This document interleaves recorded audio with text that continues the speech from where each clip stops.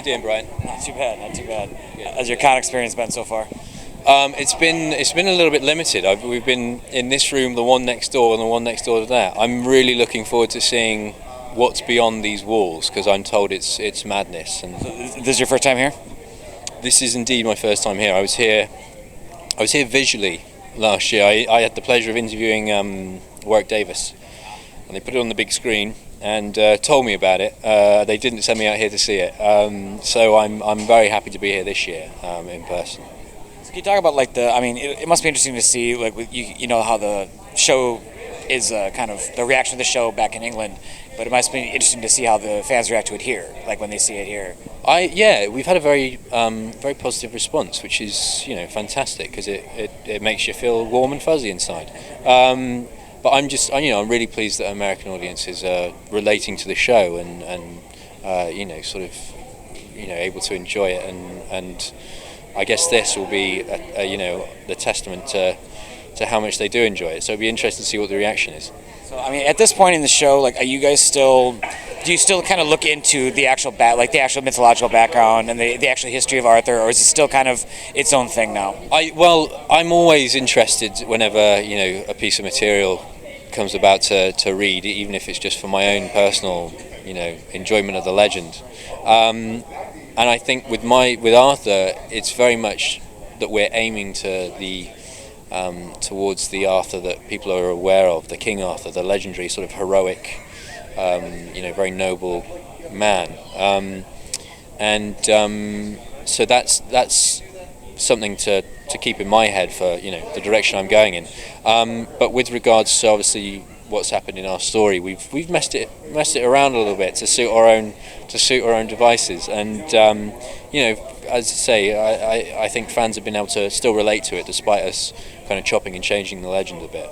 I mean, do you think that will it be we'll end at a point where he's at, where we have the round table and we have that thing, or do you think we might see that before the actual end of the show? That's a very interesting question. It'd be interesting to see what they would do if they brought it in earlier.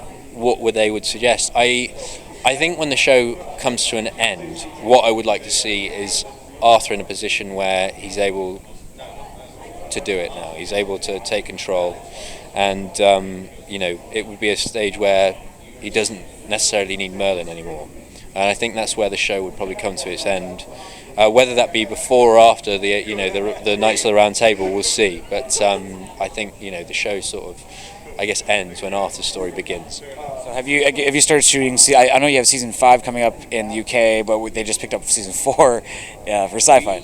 We're currently filming season 4.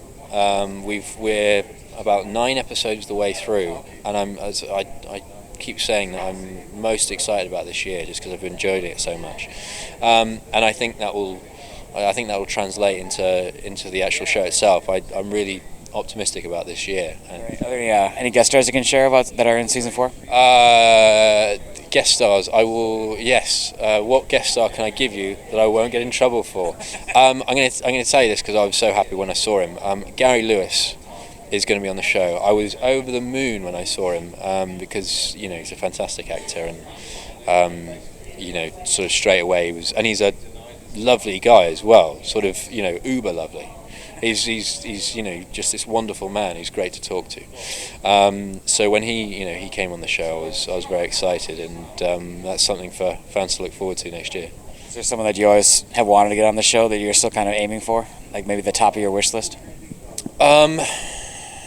That's an interesting question. I'd have to say that I haven't really specifically got anyone in mind to come on the show, largely because the surprises that they bring into it, are great within themselves. We've had some fantastic guests, but dare I say that I'd love to work with many a talented actor in the future on other projects. But as far as Merlin goes, I think they have been very good at bringing in interesting people to fulfill the roles. So just wrap up, what would you like to say to fans of Merlin about why they should keep tuning in for season 4 and beyond? Why they should keep tuning in for season 4? I will reiterate.